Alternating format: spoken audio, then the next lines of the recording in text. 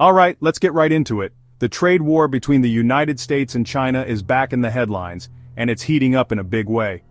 So here's what's going down. Former President Donald Trump, never one to mince words, recently hopped on Truth Social and called China's President Xi Jinping, and I'm quoting here, very tough and extremely hard to make a deal with. Yeah, that's 3 exclamation points. But here's where it gets interesting. Even after that, Trump said he likes President Xi, always has, always will. Make of that what you will. Politics, right? Now, all this comes at a seriously tense moment. Trump just slapped some gigantic tariffs, up to 145%, on Chinese goods. That's a huge spike, and it's not random. China had already hit back with its own tariffs in April, basically saying, if you tax us, we'll tax you. It's tit for tat, and neither side is backing down. But wait, there's more. Just a couple of weeks ago, in May, the US and China actually reached a preliminary trade deal.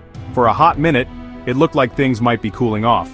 But then, at the end of May, Trump accused China of, quote, totally violating its agreement with us. Yeah, you heard that right. According to him, China broke the deal almost as soon as the ink was dry.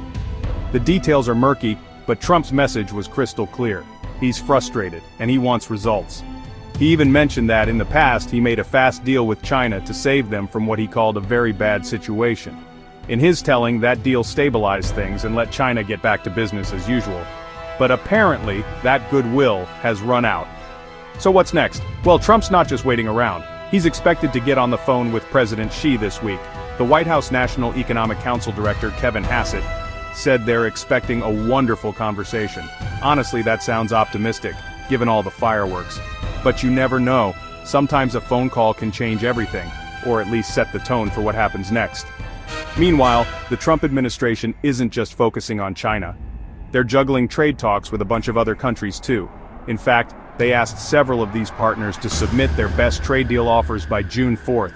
Sounds like a high-stakes deadline to me. So why does this matter? At the end of the day, these tariffs aren't just political chess moves. They impact real people, businesses, workers, and consumers on both sides of the Pacific. Prices can go up, supply chains can get messy, and companies might have to make some tough choices. Here's what I'll be watching for. Will the call between Trump and Xi lead to a real breakthrough, or are we in for another round of tariff escalations and tough talk? One thing's for sure, the US-China trade war isn't just about economics.